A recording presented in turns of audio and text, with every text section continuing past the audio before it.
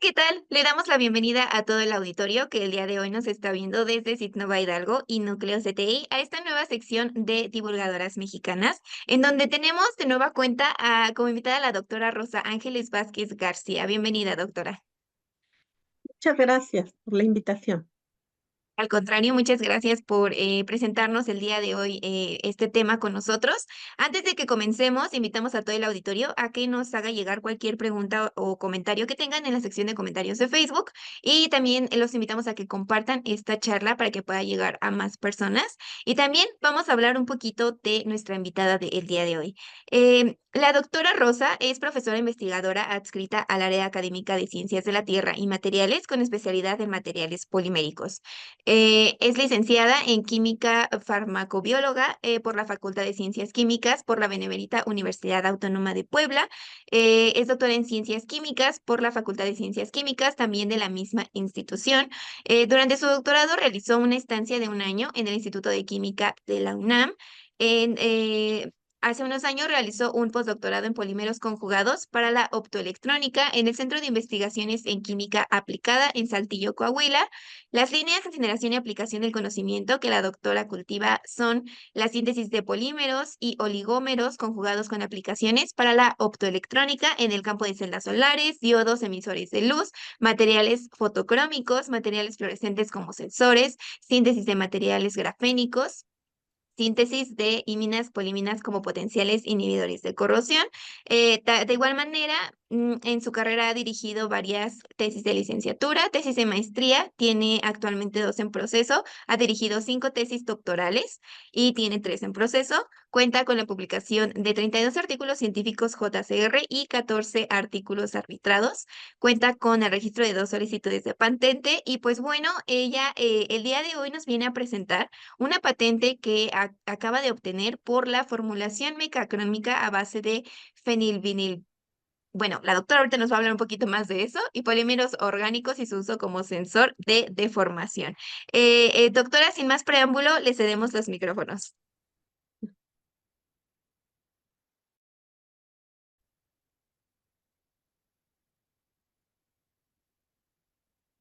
Gracias. ¿Me escucho? Sí, ya la escuchamos. Ok. Bueno, sí tenemos el título de patente de los materiales mecanocrómicos, formulación de materiales mecanocrómicos para su uso como deformadores, tanto térmica como mecánicamente de polímeros de procesamiento. Pero en esta ocasión les voy a presentar la patente más reciente que nos otorgaron en octubre del 2023, que en realidad pues nos llegó el documento en enero del 2024.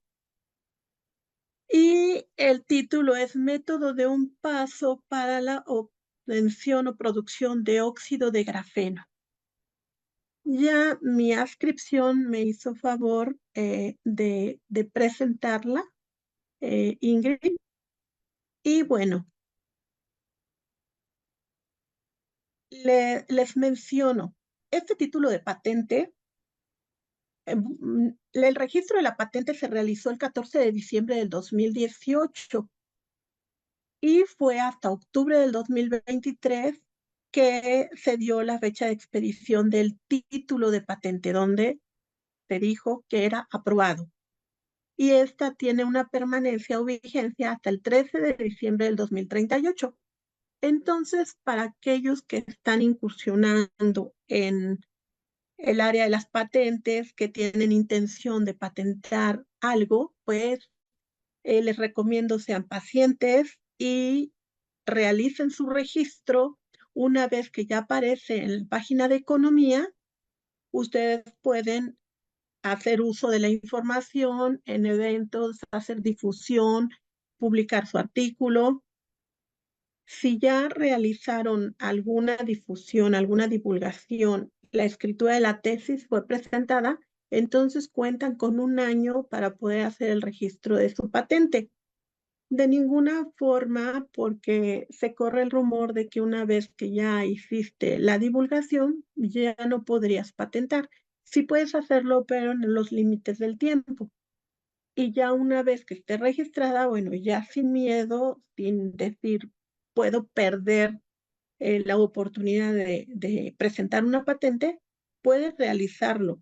Y en el caso de la universidad, cuenta con una dirección de transferencia de tecnología en donde nos apoyan con el registro de la patente, y actualmente la persona que nos asesora nos ayuda mucho con la investigación de las patentes que ya existen para que no haya en algún momento una repetición y no sea aprobada. Esta patente en específico pertenece al área de biotecnología, farmacéutica y química. Los materiales grafénicos toman importancia a partir de que los doctores Konstantin y André ganan el Premio Nobel de Física en el año 2010 por descubrir el grafeno, el llamado material del futuro, dándose cuenta de que tiene muchas propiedades benéficas en diferentes áreas, como la física, la medicina, la química y en la ciencia de materiales, por supuesto. Tiene muchas aplicaciones, no solamente el grafeno, sino sus derivados. Entonces, en la siguiente diapositiva les muestro un video que nos hace una abreviación de lo que es la importancia del grafeno y sus derivados. Me dicen si escuchan, si todo está bien en la transmisión. Los llamamos experimentos del viernes por la noche. Además de nuestro trabajo habitual, intentamos realizar experimentos relacionados con otras áreas de la ciencia. Se nos ocurrió, ¿podríamos hacer transistores con grafito? Ni se nos pasó por la cabeza crear una monocapa de grafito, que es el grafeno. Fue toda una sorpresa que en nuestro segundo ensayo con grafito obtuviésemos ese material. Desde entonces, estamos trabajando en esta área. Professor Geim, Professor Novoselo, you have been awarded the 2010 Nobel Prize in Physics for your groundbreaking experiments regarding graphene.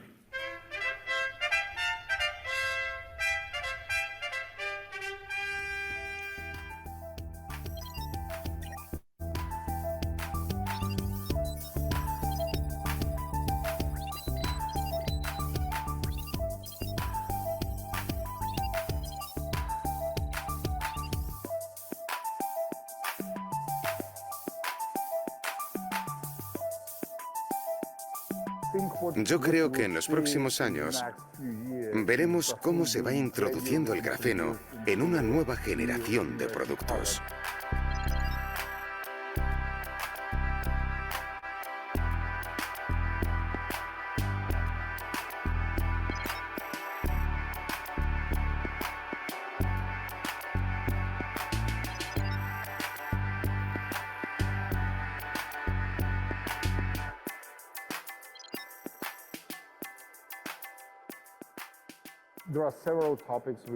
Se le puede dar usos interesantes. Las aplicaciones que puede tener en la biología, por ejemplo, lo son. Las heteroestructuras que podemos crear uniendo varias capas tienen aplicaciones en la medicina, en las ciencias de la vida, en los materiales compuestos, en la energía, en los componentes electrónicos. El grafeno es muy transparente, es conductor y muy flexible, de modo que tiene todas las propiedades que hacen falta para los aparatos electrónicos flexibles del futuro. Permite la creación de conexiones y de sensores ópticos muy rápidos, lo cual está muy bien. Podría potencialmente aumentar la velocidad de las telecomunicaciones.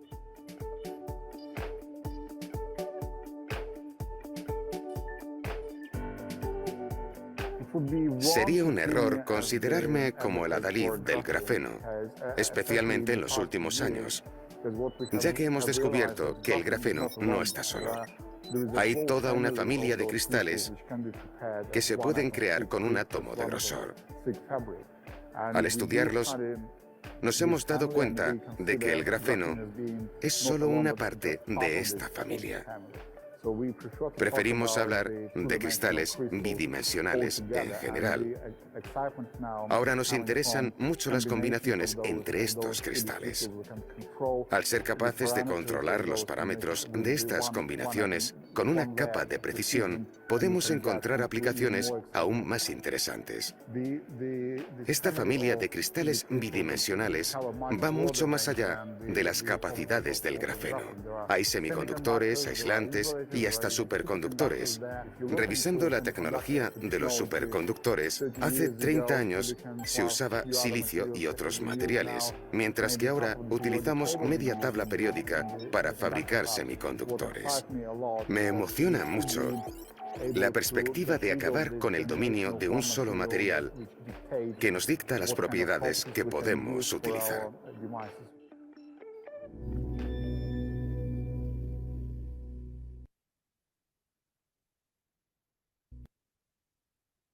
Bueno, espero que les haya parecido interesante. Es muy completo y breve la descripción que hace el doctor Constantin sobre la importancia de los materiales grafénicos. En cuanto al óxido de grafeno, que es lo que nos concierne dentro de los derivados del grafeno, eh, tenemos que su importancia radica en los grupos funcionales que tiene. Ya no solamente es la capa del grafeno con los anillos que tienen únicamente dobles enlaces, sino ahora hay grupos funcionales. Este óxido de grafeno ha sido obtenido por el método de Homer y hay método Homer mejorado, siendo los más utilizados. Sin embargo, son métodos que no todos pueden trabajar sin una preparación previa como el trabajar en un laboratorio porque utiliza agentes oxidantes fuertes que pudieran provocar quemaduras graves o un accidente. A pesar de que el Homer modificado ha tratado de tener catalizadores más suaves, menos peligrosos, de todas formas utiliza agentes oxidantes. El método que nosotros proponemos es un método donde, como podemos ver, el método actual utiliza ácidos fuertes y el propuesto, que es el de nuestra patente, no utiliza catalizadores ni disolventes. El método actual utiliza los catalizadores, el nuestro no, y por lo tanto se reducen costos. En el actual, el tiempo de obtención es de 3 días o más entre la síntesis, la purificación y que quede listo el material, mientras que en nuestro caso pudiera incluso hacerse en un día, reduciéndose un tiempo de proceso en un 70%. En el método actual, las láminas empiezan a perder la estabilidad térmica a los 200 grados, sea el método por el cual se sintetice, mientras que en nuestro método, las nanoláminas empiezan a perder estabilidad a los 400 grados centígrados. Y el material no es tóxico, puesto que no se utilizan ácidos o agentes oxidantes fuertes. Es bastante noble. Los equipos que se utilizan se pueden tener al alcance. Y en este caso, pues lo que utilizamos es un molino de alta energía llamado XPEF. Este es un modelo del grafito, que es la materia prima que se utiliza y que está presente en los lápices. Utilizamos grafito de Sigma Aldrich, un reactivo que fue vendido, por lo tanto garantizamos la pureza de que se trata únicamente de grafito. Y el modelo de óxido de grafeno nosotros lo propusimos de acuerdo con las características de infrarrojo, de Raman, de rayos X y de ultravioleta que obtuvimos. Sin embargo, la cantidad de los grupos funcionales pues varía de método a método. El molino de alta energía tiene 2 abraderas. Debido a que es una patente y no podíamos describir como tal el molino express, porque pudiera ser un molino hechizo u otro molino que se acerque a las características del SPES, pues se nos realiza o se nos pide realizar un esquema únicamente de lo que requerimos para realizar la molienda. Son 2 abrazaderas donde se pueden colocar 2 contenedores, que son así, circulares, cilindros, que contienen dentro balines de acero inoxidable, se agrega el grafito, se cierra, se coloca en las abrazaderas y el molino ya tiene establecido un giro, una fuerza centrífuga, ya él solito tiene ya establecidas las velocidades a las que va a trabajar y nosotros solamente regulamos el tiempo. Los balines igual, son de acero inoxidable los que utilizamos, pero hay balines de diferentes materiales, lo cual es eh, mm, algo que estamos estudiando actualmente. En los infrarrojos, disculpen que se los presente así, que a lo mejor no se observan muy bien si no se ponen a colores, pero quería que observaran el logo del INPI, que ya todo esto está protegido y sus láminas, las figuras, ya todo está dentro del INPI regulado. Este es el infrarrojo y podemos ver su molienda a 1 hora, 2 horas, 4 horas, 6 horas, 8 horas, 13 horas, viendo que a las 4 horas es cuando el material ya no cambia. En cuanto a los grupos funcionales que debe tener el óxido de grafeno, porque ya a partir de las 6 horas, 8 horas va cambiando hacia el óxido de grafeno reducido, por lo cual sabemos que tenemos del grafito que pasar por el óxido de grafeno y posteriormente va reduciéndose con más tiempo. Dentro de las principales vibraciones que observamos en el infrarrojo están las de los grupos epóxido, los grupos carboxilo, las de los dobles enlaces de los anillos y la de los grupos hidroxilo.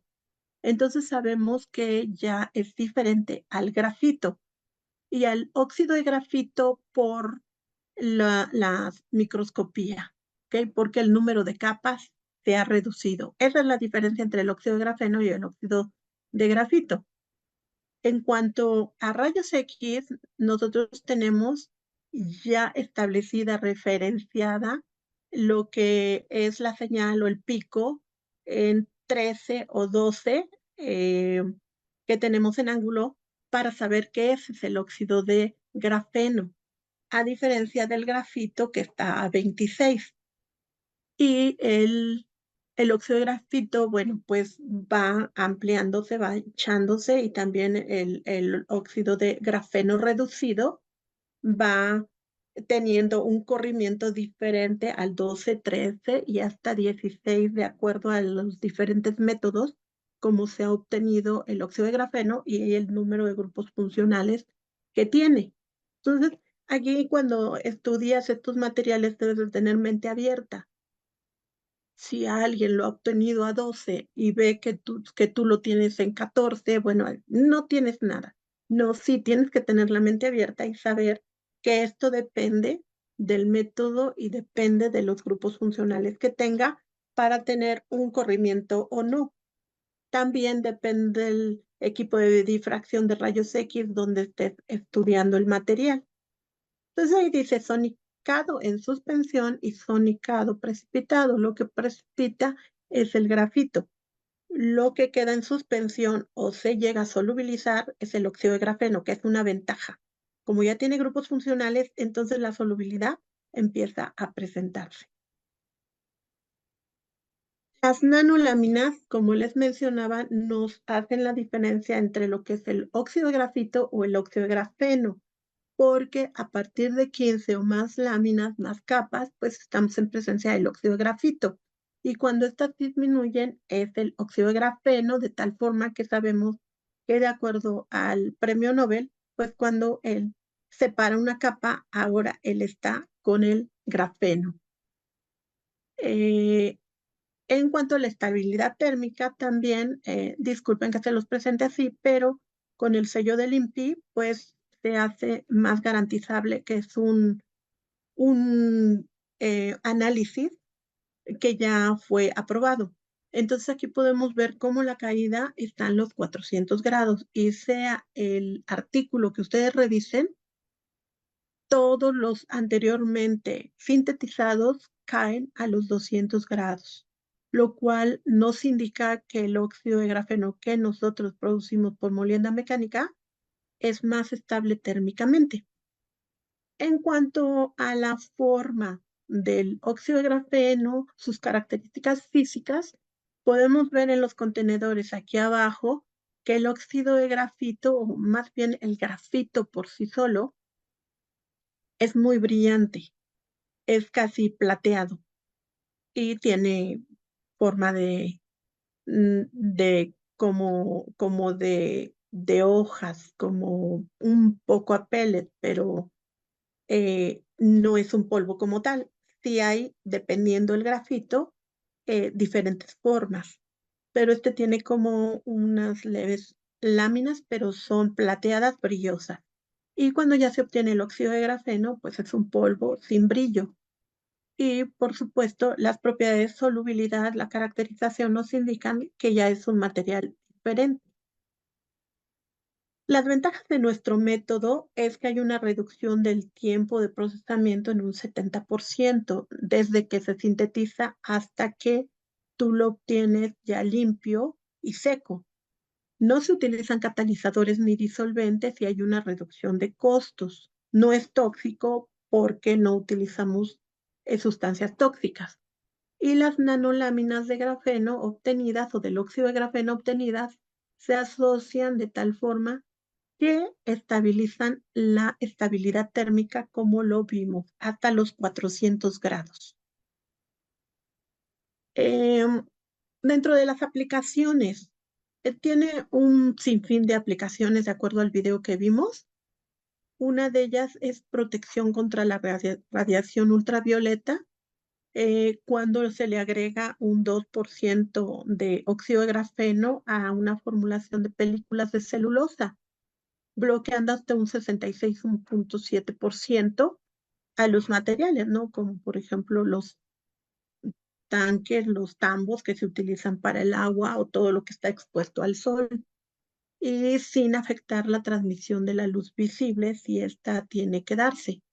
Es una propiedad interesante para el diseño de materiales de protección y embalaje. Se utiliza en andamios, haciendo los compósitos o haciendo los materiales híbridos o haciendo nuevos materiales con los grupos funcionales del óxido de grafeno, que esto es una de las grandes ventajas que tenemos de trabajar con óxido de grafeno porque tiene grupos funcionales. Funciona en la recuperación de metales, para hacer sensores, en la optoelectrónica, ya vimos en el video, su transparencia ayuda en la optoelectrónica y en la síntesis de nuevos materiales, en la fotocatálisis. Y algo interesante, un dato interesante, es que cuando el óxido de grafeno se reduce y tenemos óxido de grafeno reducido, ya tiene una conductividad que se puede utilizar en dispositivos que incluso muestran que ayudan en el mar de Parkinson. Algo interesante para nosotros es la utilización de este material como una alternativa para purificación de agua.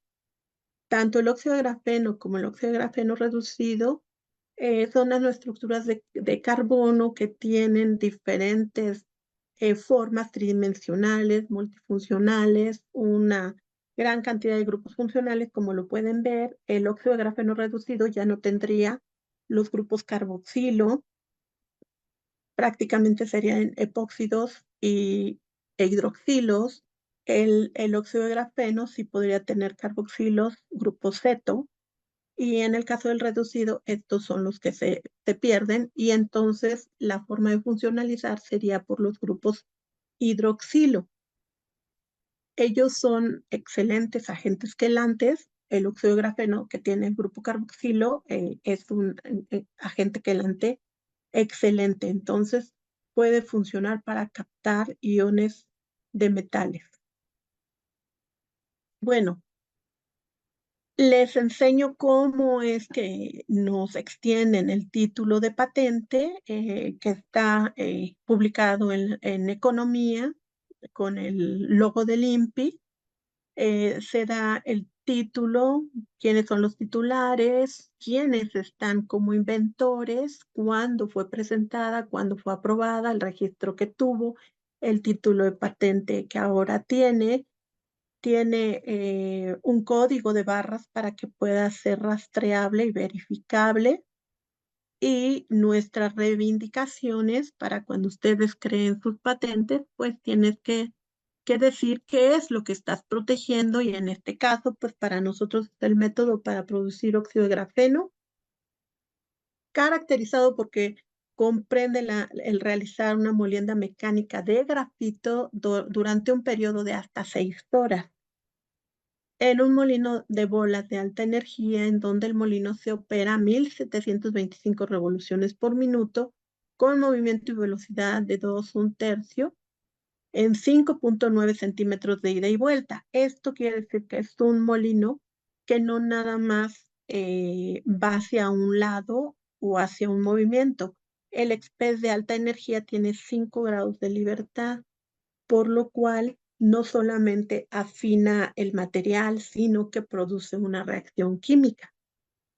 Y nosotros protegimos tanto el método como el modo de estos 5 grados de libertad, como el grafito que utilizamos, como el no utilizar catalizadores, porque hay una publicación donde utilizan molino de mecanosíntesis, pero no de alta energía, y sí hay la utilización de catalizadores, lo cual lo hace diferente.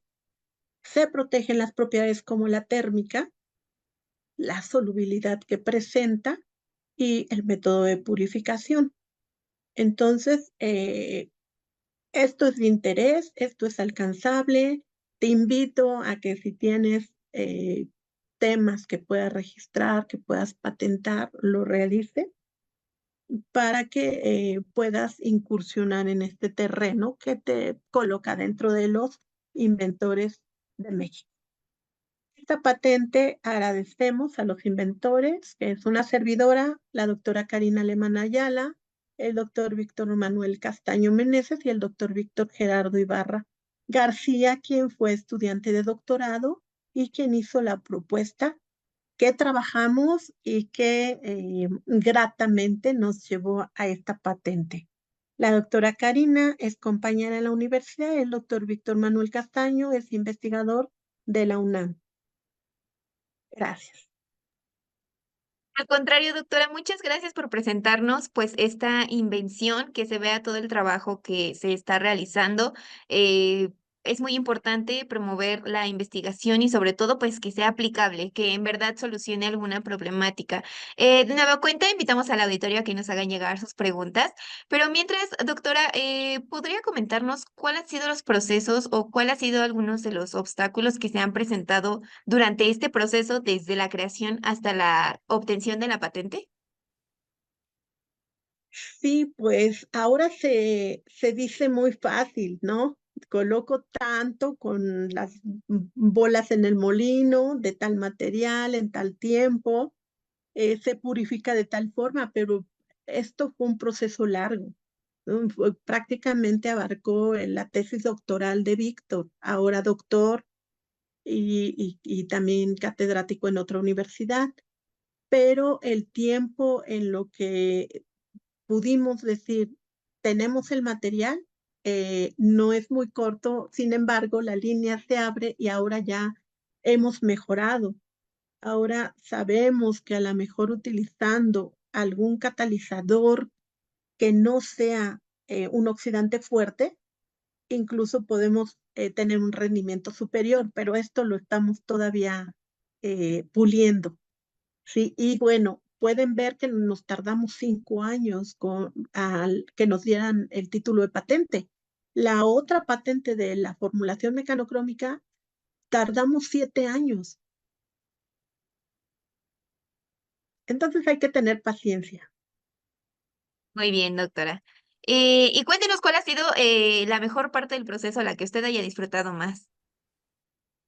Creo que la formación del equipo de colaboración, ¿sí? Creo que como investigadores tenemos que aperturarnos a que no lo sabemos todo y que trabajamos en equipo con otros colegas y con los mismos estudiantes.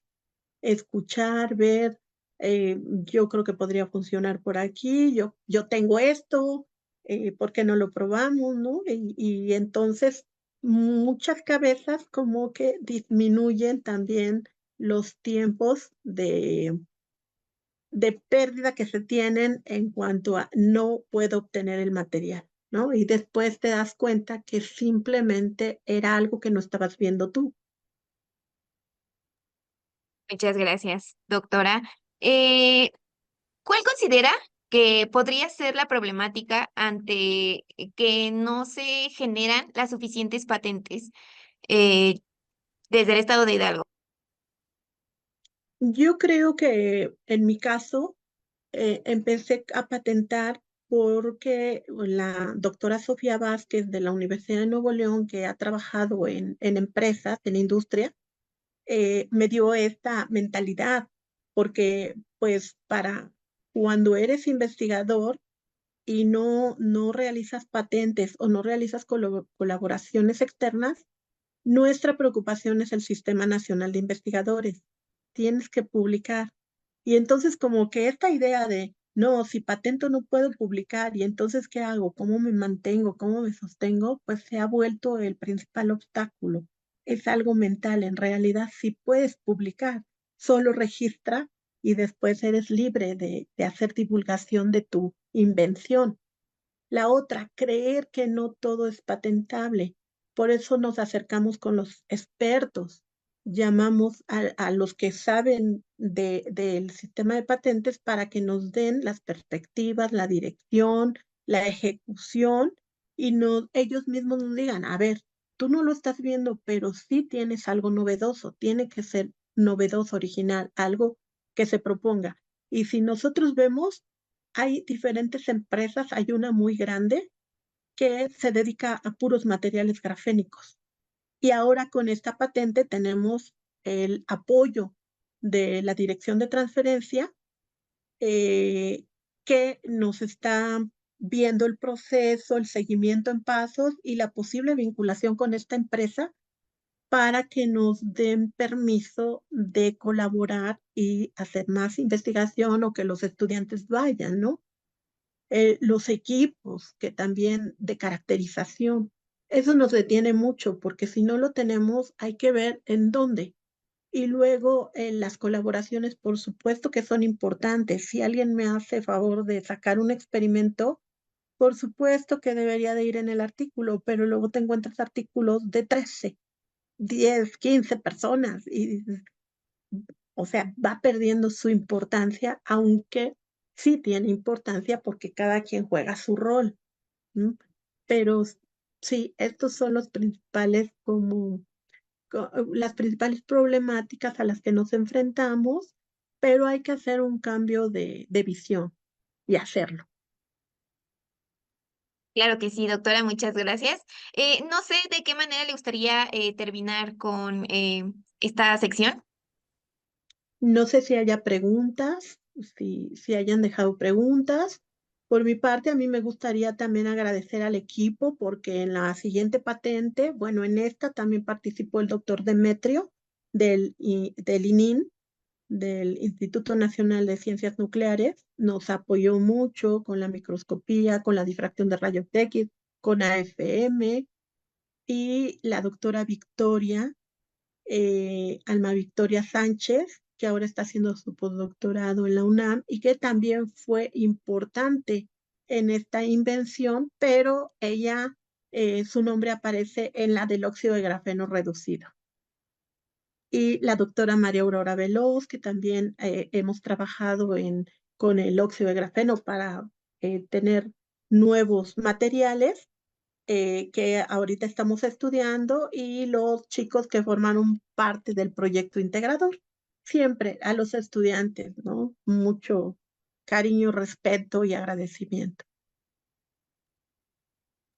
Bueno, doctora, pues muchísimas gracias por compartirnos en este espacio, pues este gran paso en su vida profesional, una patente, pues como usted ya lo mencionó, 5 años o 7 años, y a veces pues incluso se puede tardar más en ciertas invenciones. Entonces, pues muchas felicidades por toda la perseverancia y el trabajo duro. Por parte de redes sociales no tenemos preguntas, doctora, pero a todo nuestro auditorio, si se perdieron alguna parte de la charla, si la quieren retomar, esta se va a quedar grabada en los videos de Facebook de Núcleo CTI, y también más tarde va a estar disponible en el canal de YouTube de Sitnova Hidalgo para que puedan retomar la información por si no la pudieron ver completa. Y pues, doctora, de nueva cuenta, por nuestra parte, sería todo.